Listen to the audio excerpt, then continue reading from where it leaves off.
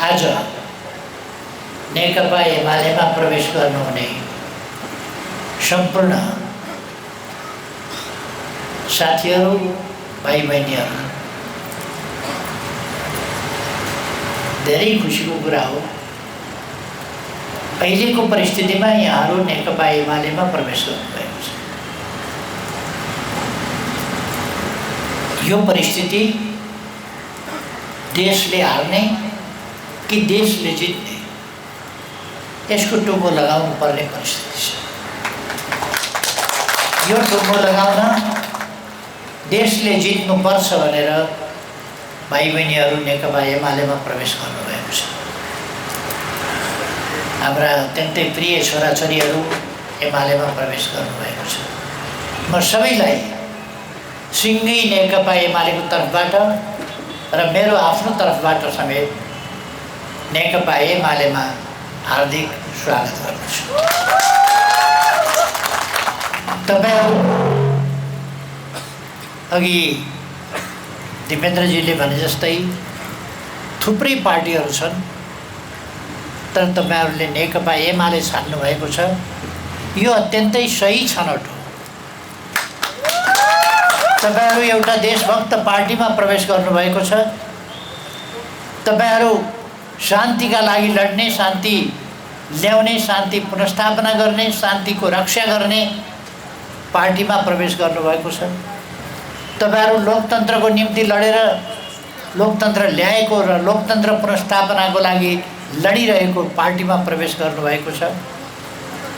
तपाईहरु लोकतन्त्र चाहिन्छ भनेर लोकतन्त्रको रक्षा, प्रयोग र सम्वर्धनको पक्षमा क्रियाशील हुन एमालेमा प्रवेश गर्नुभएको छ।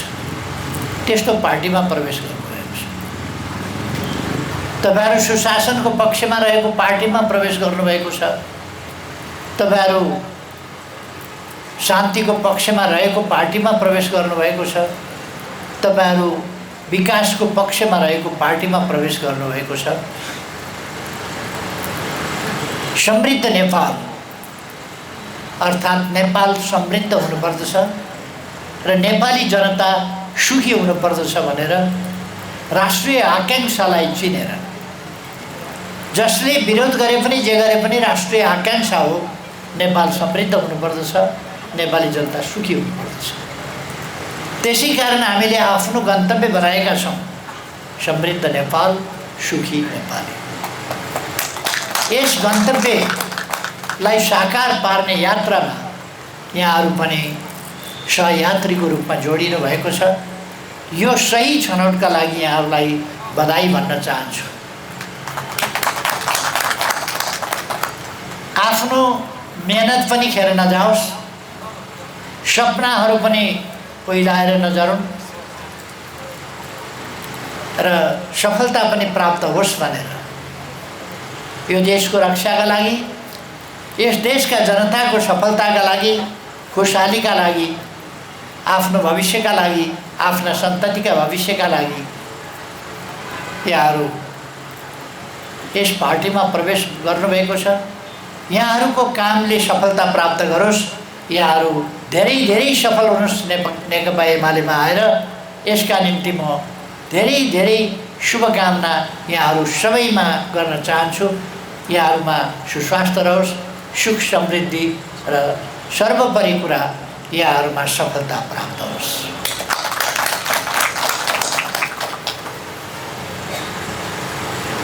नेकपा एमाले पार्टीहरूको लाइनमा एउटा पार्टी होइन। 143 वटा दर्ता भए, 100 कतिवटा चुनावका लागि तयार भए, कतिले दर्ता गरे, कति चुनावी प्रतिस्पर्धामा छन्। यी पार्टीहरूको लाइनमा एउटा नितान्त पार्टी मात्रै होइन नेकपा एमाले। नेकपा एमाले कुनै उद्देश्य नबोकेको, गन्तव्य नभएको, कहाँ पुग्ने तय नभएको, यो ट्रेडमिलको यात्रा गरे जस्तो यात्रा गर्ने पार्टी होइन। यो गन्तव्यमा पुग्नका लागि हिँड्ने, गन्तव्यमा पुग्नका लागि यात्रा गर्ने पार्टी हो। ट्रेडमिलमा यात्रा गरे जस्तो कसैलाई तपाईले अरू पार्टीहरूलाई सोध्नुभयो भने धेरै पार्टीहरूमा गन्तव्य छैन। अहिले नयाँका नाउँमा आएकाहरूमा गन्तव्य छैन, कहाँ पुग्ने थाहा छैन।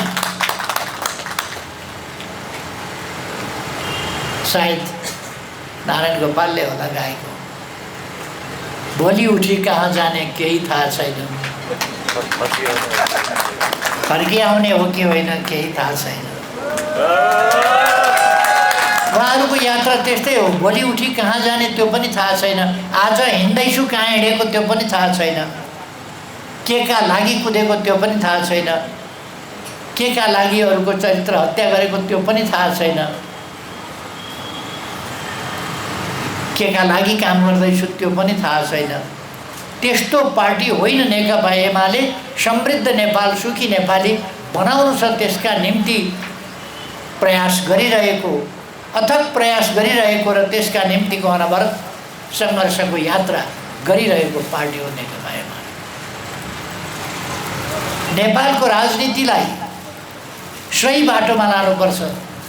राजनीति जनताका लागि, अर्थतन्त्र जनताका लागि, नेपाली समाज समुन्नत हुनुपर्दछ, त्यसका लागि नेपाली समाज सुसंस्कृत, सभ्य, समृद्ध हुनुपर्दछ, त्यसका लागि नेपाली समाज पढे लेखेको हुनुपर्दछ, त्यसका लागि आर्थिक रूपमा सम्पन्न हुनुपर्दछ, त्यसका लागि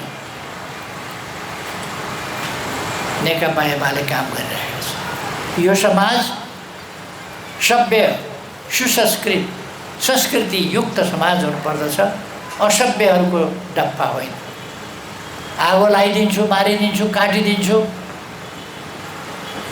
एउटा स्ट्याटस हेरेको थिएँ मैले,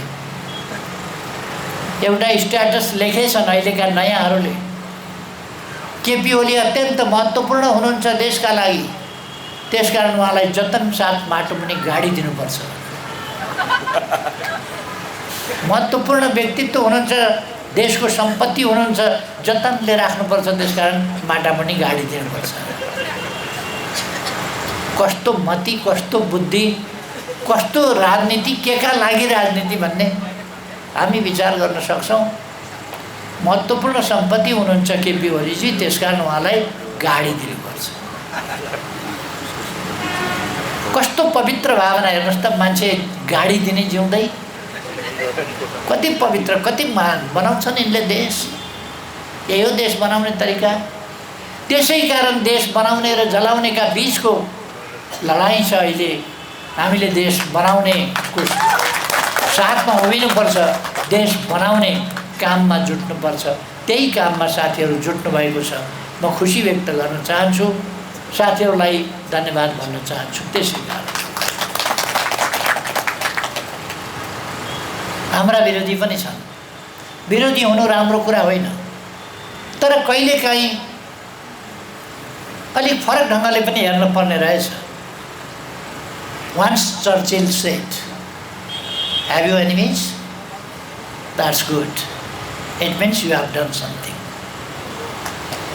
शत्रु छन् तपाईका, विरोधी छन् तपाईका, तीव्र विरोधी, प्रखर विरोधीहरू छन् तपाईका, छन् भने खुसी हुनुहोस्। त्यो नराम्रो कुरा होइन, किनभने तपाईँले केही गर्नु भएछ र तपाईँका विरोधीहरू छन्। दिपेन्द्र अग्रवालका विरोधीहरू होला, दिपेन्द्र अग्रवालका विरोधीहरू छन्। दिपेन्द्र अग्रवालले राम्रो गर्दै जाँदा विरोधीहरू पनि हुन्छन्, समर्थक मात्रै होइन। जहिले पनि राम्रा कामहरूको, राम लक्ष्मणले जब ऋषिमुनिहरूले यज्ञ गर्दै थिए त्यसबेला दुष्टहरूले आएर यज्ञ भत्काउन थाले। त्यसबेला राम लक्ष्मण गएर यज्ञको रक्षा गर्नु परेको थियो, दुष्टहरूलाई भगाउनु परेको थियो। त्रेता युगमा पनि यज्ञ भत्काउने, यज्ञ भड्काउने, यज्ञ हुन नदिने, राम्रा कामहरू हुन नदिने, ऋषिमुनिहरूसँग वैरभाव गर्ने, जोगी सन्यासीसँग पनि वैरभाव गर्ने मान्छे पनि त रहेछन् नि। षड्यन्त्रै षड्यन्त्रको जालो जहिले पनि बन्दो रहेछ। रामलाई वनवास 14 वर्ष लखेटेकै हो, लखेटे होइन र? के राम वनवास जानुपर्ने अपराध गरेका थियो? वन वनै हिँड्नुपर्ने अपराध गरेका थियो रामले? त्यो त थिएन नि। तर पनि वनवास जानुपर्ने अवस्था बनाउँदा रहेछ। जाली झेली कपटीहरूले, शकुनीहरूले, दुर्योधन र दुशासनहरूले पाण्डवहरूलाई 12 वर्ष वनवास 1 वर्ष गुप्तवासको सजाय भोगाउँदा रहेछन्। राम्रो काम गरेर मान्छे सधैँ प्रशंसित हुन्छ भन्ने कुरा छैन। राम्रो काम गर्नेहरूले, असल मनसाय भएकाहरूले दुःख पनि पाउनुपर्ने हुन्छ। राणाहरूका विरुद्ध लड्दा 97 सालमा 4 जनाले शहादत प्राप्त गर्नु परेको थियो, शहीद हुनु परेको थियो। पञ्चायत कालमा थुप्रैले, दुर्गानन्द झादेखि लिएर अनेक शहीदहरूले शहादत प्राप्त गर्नु परेको थियो। सुखानीमा 5 जनालाई एकैचोटि जेलबाट निकालेर गोली हानेर मारिएको थियो। यही नखु जेलमा, त्यो 29 सालको कुरा थियो। 31 सालमा नखु जेलबाट निकालेर गोकर्ण, लीला, ठगी लगायत 4 जनालाई नखुको ओह्रालोमा, नखुको भिरालोमा, अहिले नखुभन्दा वर चक्रपथबाट नखुतिर जाने ठ्याक्क बाटो जाने ठाउँभन्दा सोझै दक्षिणपट्टि देब्रेपट्टि त्यहीँको कान्लोमा ल्याएर गोली हानेर मारिएको थियो 31 साल।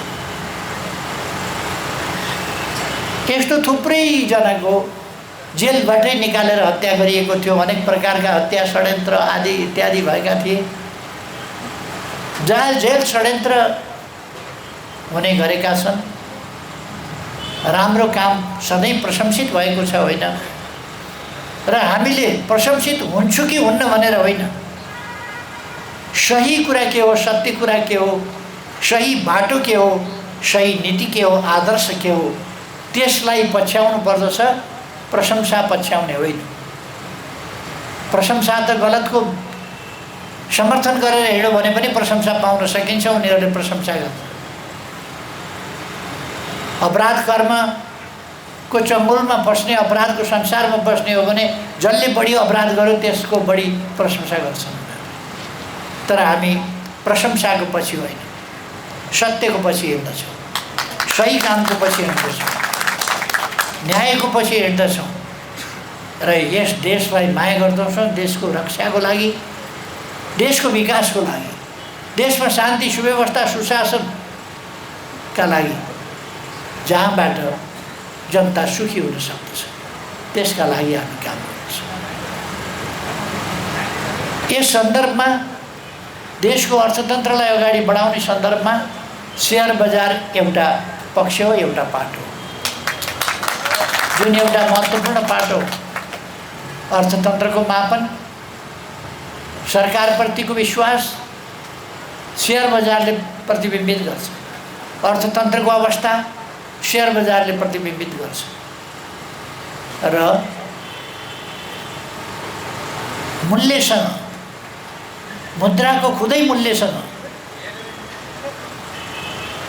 नकली ढङ्गले शेयर बजारको कारोबार क्रियाकलापले मुद्रास्फीति, मुद्रा दरो हुने, मुद्रा कमजोर हुने, अनेक कुराहरू त्यसबाट, असल राम्रा पक्षहरू र नराम्रा पक्षहरू त्यसबाट पैदा हुन सक्दछ।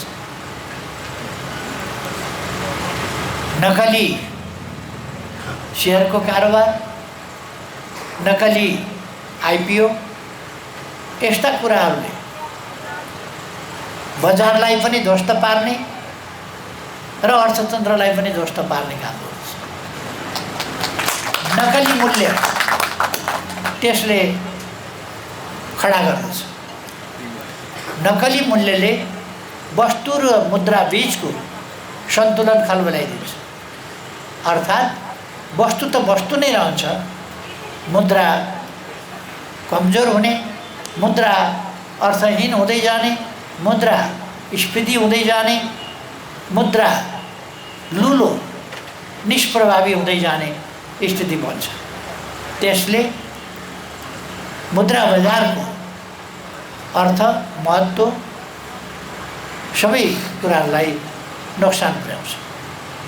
तसर्थ यसको संरक्षणका लागि विश्वसनीय बजार, विश्वसनीय अर्थतन्त्र, विश्वसनीय आर्थिक क्रियाकलाप, विश्वसनीय ब्याङ्किङ कारोबार, विश्वसनीय मौद्रिक नीति, विश्वसनीय अरू लगानीको नीति, विश्वसनीय ब्याज दर, विश्वसनीय शेयर मूल्य, विश्वसनीय कारोबार, यी चिजहरू आवश्यक पर्छ बजार। यस सन्दर्भमा तपाईहरु क्रियाशील हुनुहुन्छ, मैले धेरै भनिरहनु पर्दैन, तर म कति मात्रै भन्छु भने शेयर बजारको महत्त्व हामीले बुझेका छौं र त्यसको सुरक्षा, त्यसको संरक्षण, त्यसको प्रवर्धन, यसमा हामी सदैव सक्रिय रहनेछौँ। अघि नै भनिसक्नु भएको छ दिपेन्द्रजीले कि हामी नयाँ सरकार बनेपछि कसरी जान्छौँ, हाम्रो सरकार बनेपछि कसरी जान्छौँ भन्ने कुरा। तपाईहरुलाई एउटा कुरा म भनिराख्न चाहन्छु, चुनाव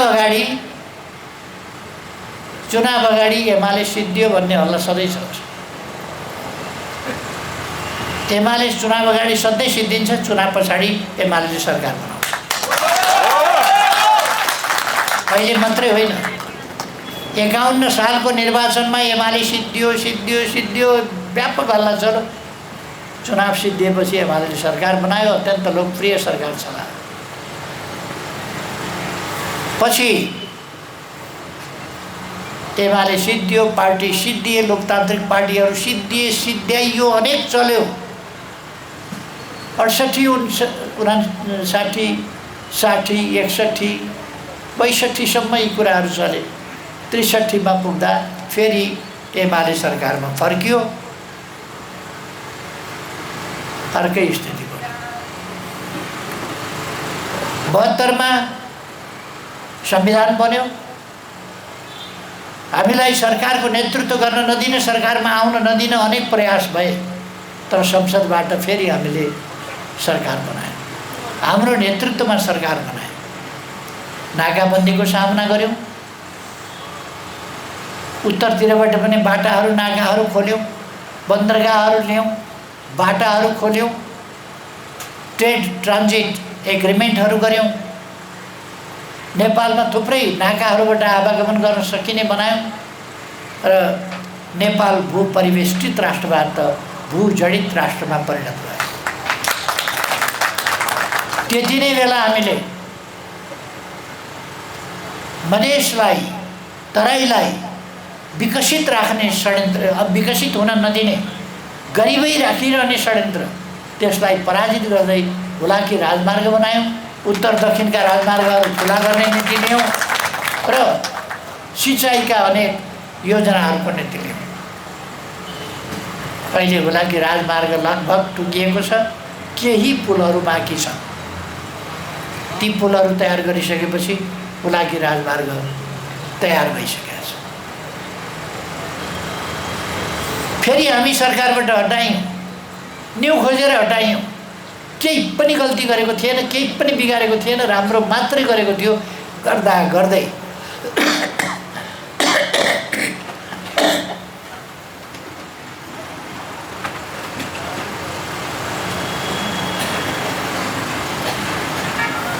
हामीलाई हटाइयो। फेरि 74 मा हामी सरकारको नेतृत्वमा फर्क्यौँ। 75 मा हामीले पार्टी एकतै गऱ्यौँ, अझ विस्तार गऱ्यौँ, लगभग 2/3 को स्थितिमा पुर्यायौँ र 3 वर्ष अत्यन्तै बाधा व्यवधानका बीचमा सरकार चलाउँदा पनि देशको विकास कसरी हुन्छ भन्ने दृष्टान्त हामीले प्रस्तुत गर्यौँ। अघि नै साथीहरूले भनिसक्नु, बाटा घाटा, पुल पुलेसा, एयरपोर्ट, विभिन्न नाकाहरू खोल्ने कुरा, हाम्रा नदीहरूका मार्गबाट समुद्रसम्म पुग्ने जल यातायात सञ्चालन गर्ने आदि कुराहरू गरे। भोजपुर पुग्न 7 घण्टा लाग्छ, बोटबाट भोजपुर हामी 11 मिनेटमा पुग्छौँ। सुनसरीबाट भोजपुर पुग्न 7 घन्टा लाग्छ, तर जलमार्गबाट भोजपुर 11 मिनेटमा पुगिन्छ। पहिले मान्छेहरूले निन्दा गरे, विरोध गरे, मजाकमा उडाए। रेल भनेर बच्चा बच्चीले कुदाउने रेलहरू यसो कुदाइ हेरे, यही हो केपी ओलीको रेल भनेर। तर अहिले जनकपुर जानुभयो भने रेल यात्रा गर्न पाइन्छ। हामीले लिक बिछ्यायौँ, रेल बनाउन लगायौँ, रेल चलायौँ, चलाएर देखाएका छौँ। पूर्व पश्चिम रेल पनि हामी चलाउँछौँ भोलि। अहिले देश ध्वस्त भएको छ, संरचनाहरू ध्वस्त भएका छन्, संसद भवन ध्वस्त भएको छ, केन्द्रीय सचिवालय सिंहदरबार ध्वस्त भएको छ, आगजनी भएको छ, सर्वोच्च अदालत र अरू अदालतहरू ध्वस्त बनाइएका छन्, प्रदेश सभा भवनहरू ध्वस्त बनाइएका छन्। यी सबै हामी फेरि निर्माण गर्नेछौँ, पुनर्निर्माण गर्नेछौँ र देशलाई विकासको बाटोमा फेरि पनि अगाडि बढाउनेछौँ। पहिलो कुरा त हामी शान्ति सुव्यवस्था देशमा कायम गरी छोड्नेछौँ। एकपल्ट देशमा झुक्क्याए, हामीले विश्वास गरेका थिएनौँ देशमा यति धेरै अपराधी तत्त्वहरू सङ्गठित ढङ्गले हुर्किसकेका छन् भन्ने कुरा, त्यो पत्याएका थिएन। नेपालीहरू पनि यस्ता भइसकेका छन् केही भन्ने पत्याएकै थिएन। आज बिहानै मात्रै मैले हेरेको, अघि भने नि मैले आज बिहान मात्रै हेरेको मैले, केपी ओली हाम्रो ठुलो सम्पत्ति हो, देशकै सम्पत्ति, त्यसकारण उसलाई खाल्टो खनेर गाडेर राख्नुपर्छ। मनसाय कस्तो रहेछ त, कस्तो रहेछ प्रतिस्पर्धा। त्यसकारण चर्चिलले भने जस्तै आई एम ह्याप्पी, किनभने आई हेभ डन समथिङ। त्यसले देखाउँछ।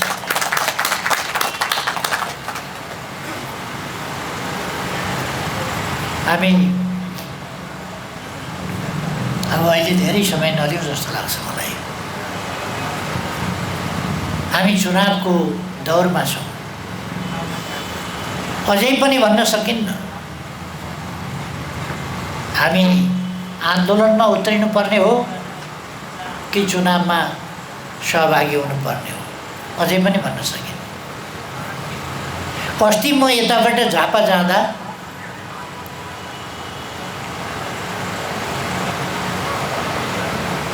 मलाई अलिकति राम्रै व्यवहार गरेको थियो एयरपोर्टहरूमा। नेत्र जलिसकेछ। हिजो फर्केर आउँदा किन म सुन तस्कर हुँ कि जस्तो गरेर चेकिङ गरेको छ, के गरेको छ,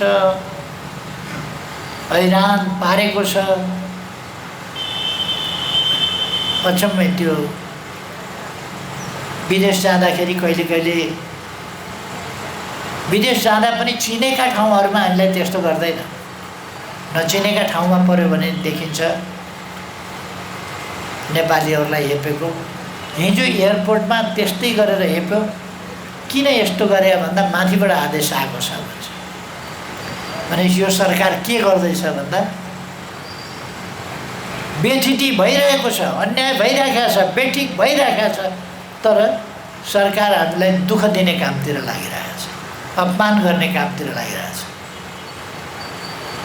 हामी आफ्नै सम्मानका लागि लडिरहेको होइन, देशको सम्मानका लागि, जनताको सम्मानका लागि, जनताको इज्जतका लागि लडिरहेका छौँ। त्यसकारण त्यो धेरै ठुलो कुरा मान्दिनँ म। तर सरकारको दृष्टिकोण, सरकारको मति चाहिँ के हो भन्दा नेताहरूको अपमान गर्ने त हो नि, नेताहरूको अपमान गर्ने मति त हो नि। त्यो चाहिँ सरकारले हिजै देखायो व्यवहार। कस्तो लाग्यो भने एउटा सभ्य संसारमा हामी छैनौँ कि जस्तो लाग्छ। सभ्य संसारमा होइन, एउटा जिम्मेवार सरकार होइन, राजनीतिक असभ्य सरकार छ त्यस्तो लाग्छ। यी सबै कुराहरू फेरि हामीले सभ्य सुसंस्कृत समाजमा ल्याउनु पर्नेछ, फर्काउनु पर्नेछ समाजलाई। त्यो सबै कुराको जरो चुनावको फैसलाबाट देखिन्छ। त्यसकारण म सबै साथीहरूलाई तपाईँहरू 72 लाख मानिसहरू 72 लाख होइन 72 लाख मानिसहरू सेयर बजारमा संलग्न हुनुहुन्छ। सबैलाई म आग्रह गर्न चाहन्छु, नेकपा एमालेलाई साथ दिनुहोस्। नेकपा एमाले तपाईँहरूलाई साथ दिनेछ। नेकपा एमाले तपाईँहरूका लागि काम गर्छ, अरू कुनै उद्देश्य छैन। जनताका लागि काम गर्ने हो, देशका लागि काम गर्ने हो, आफ्ना लागि काम गर्ने होइन एमाले। त्यसर्थ मेरो आग्रह त्यही छ, तपाईँहरू सक्रियतापूर्वक एमालेलाई विजयी बनाउने काममा लाग्नुहोस्। देशले जित्नेछ, शान्तिले जित्नेछ, सुशासनले जित्नेछ, विकासले जित्नेछ, शेयर बजारले जित्नेछ। सबैमा फेरि पनि धेरै धेरै स्वागत गर्दै सबैमा शुभकामना भन्दै आफ्नो भनाइ टुङ्ग्याउँछु। धन्यवाद।